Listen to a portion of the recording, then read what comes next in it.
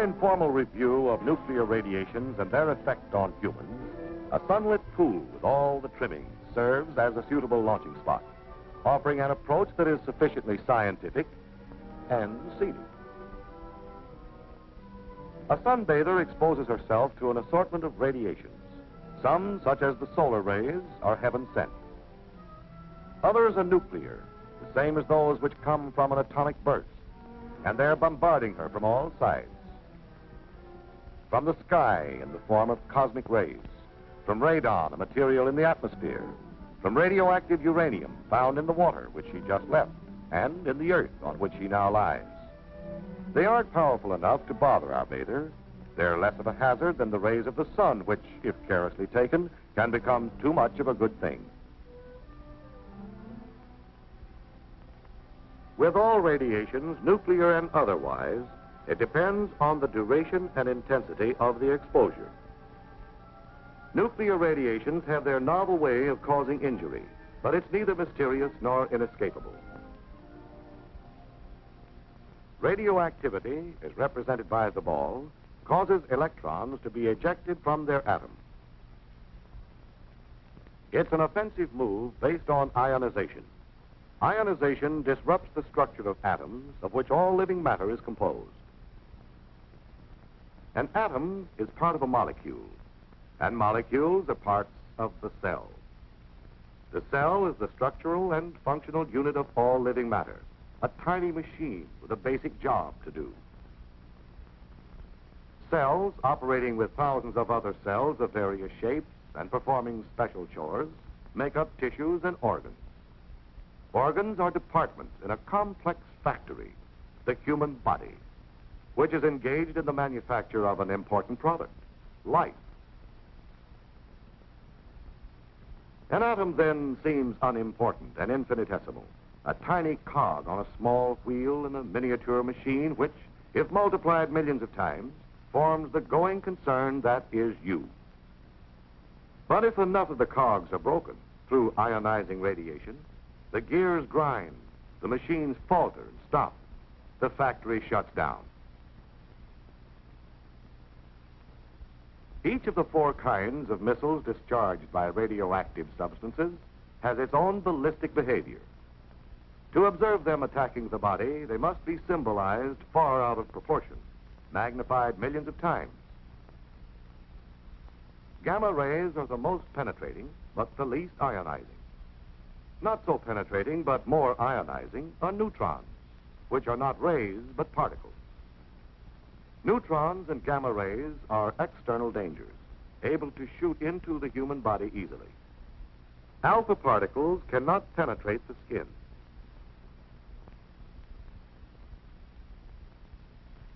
Beta particles can cause surface burns if the assault is sufficiently concentrated and sustained.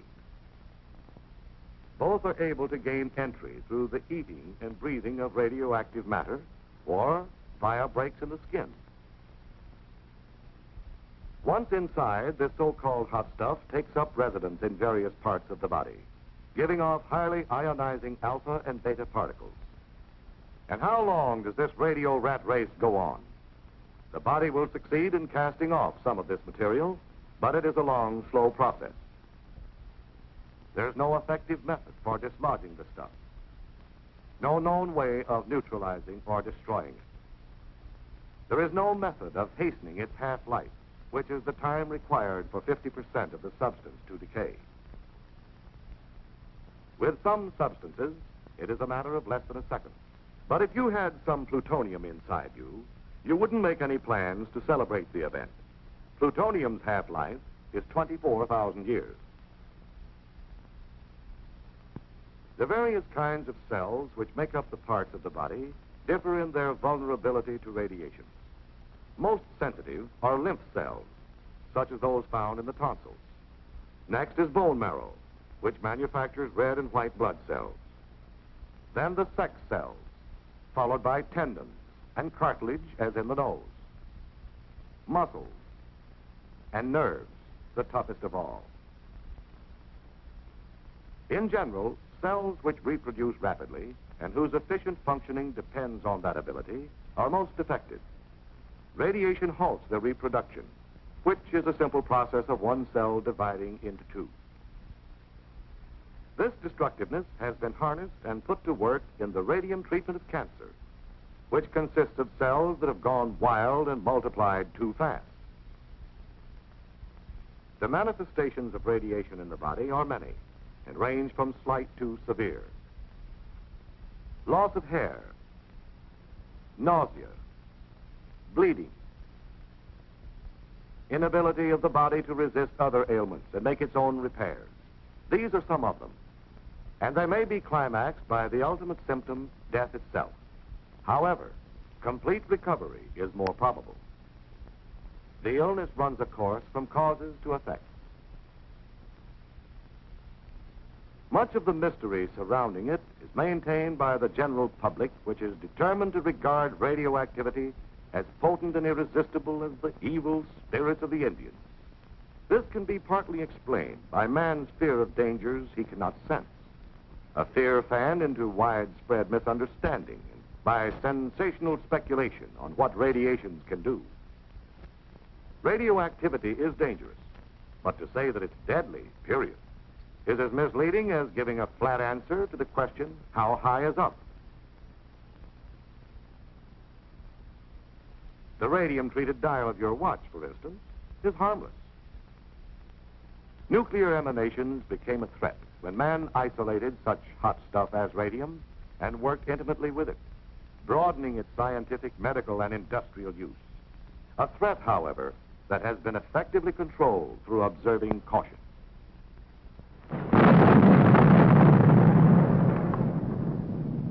Not even the atomic bomb burst, man's boldest venture in releasing atomic power, is the DDT of humanity from which there is no escape.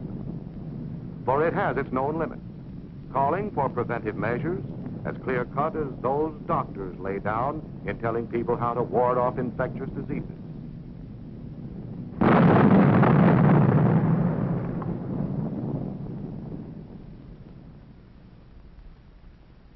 The first and obvious one is, be someplace else when it happens.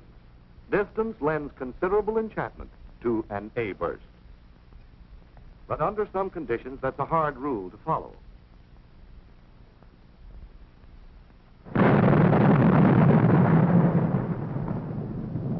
Atomic warfare, for instance, might allow little choice in the matter. So if you can't stay away from it, you must stay with it, as safely as possible and properly protected. Proper protection is based on what we know about the penetration of gamma rays and neutrons. The ability of a shielding material to stop them is expressed in half thickness, the thickness necessary to reduce the radiation's intensity 1/2.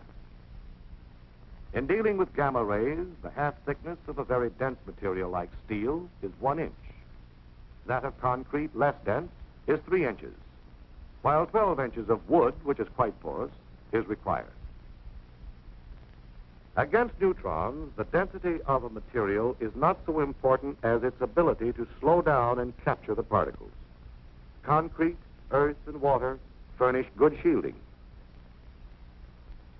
The best shelters, then, against the gamma and neutron bombardment released by an atomic explosion are strong, reinforced structures.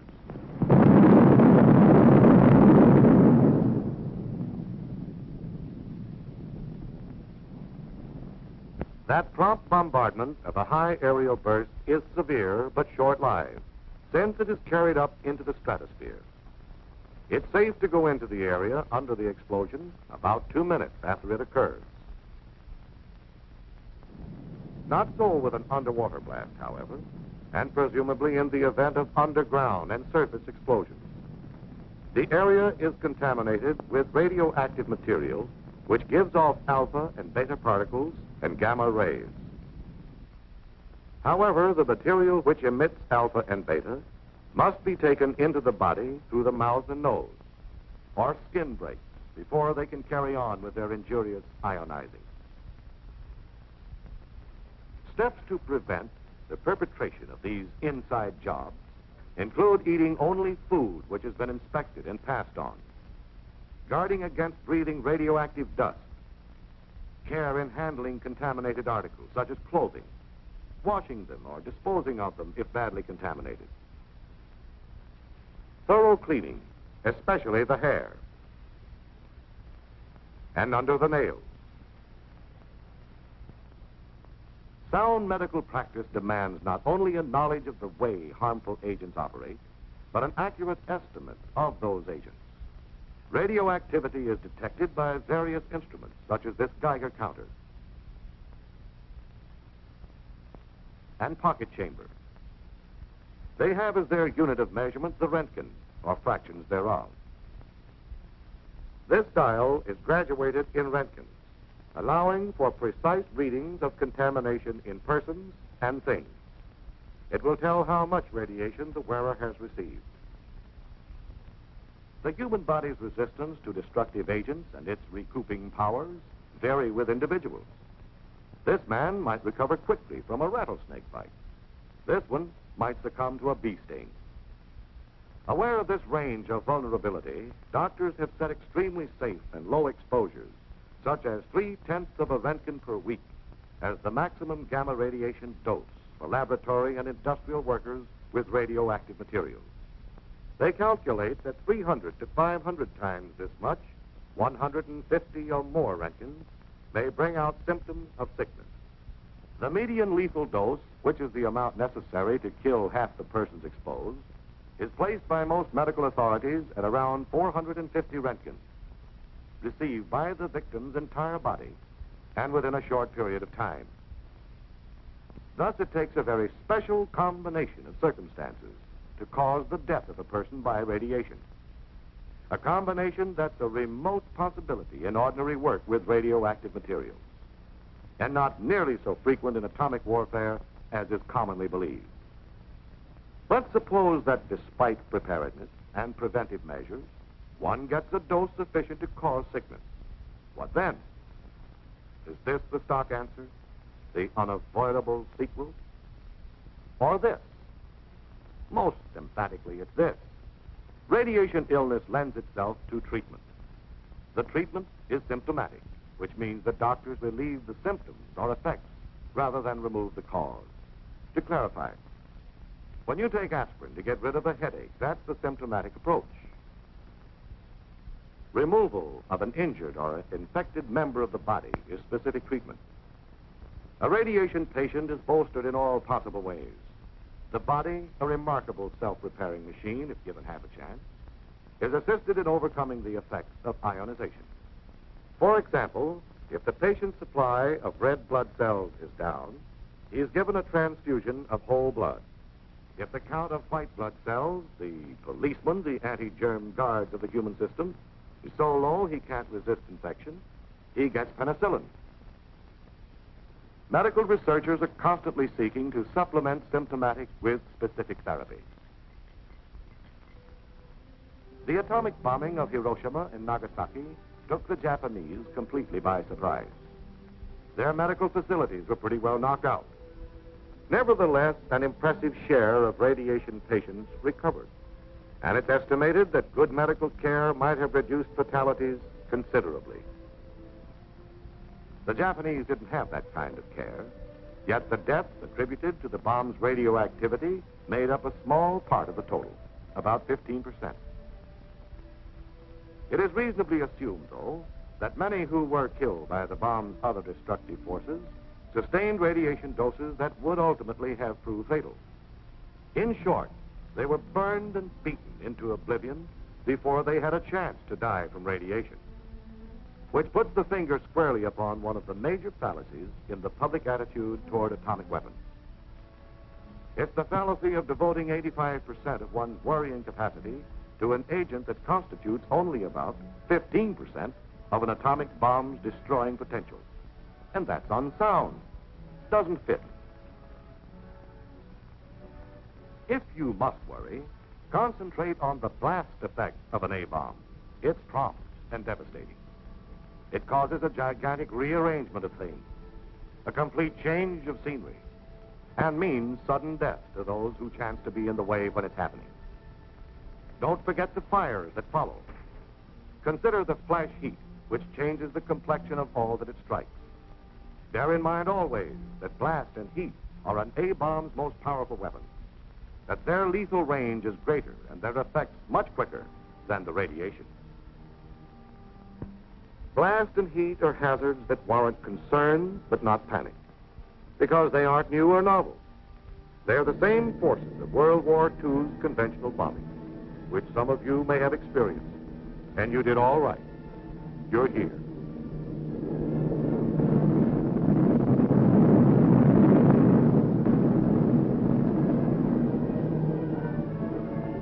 As food for thought, the possibility of atomic warfare and its relation to your well-being is understandably on your mental diet. But in your thinking, adopt the realistic viewpoint of a man engaged in a gun battle. His chief fear is not that he might come down with a case of lead poisoning, but that he's apt to get an extra hole in his head. Some of the falsehoods circulated about radiation effects are trivial, but upsetting. They're beamed right at one's self-esteem. And will eventually result in a race of bald-headed people. Just imagine it. Imagine yourself with no hair. They'll call you old skinhead, old chrome dome. And that's not all radioactivity will do. It will... Enough exposure to radiation will cause loss of hair. The treatment, if you'd insist, would be symptomatic, a toupee. But the condition would only be temporary. Your hair would come back, same color, same cowlick.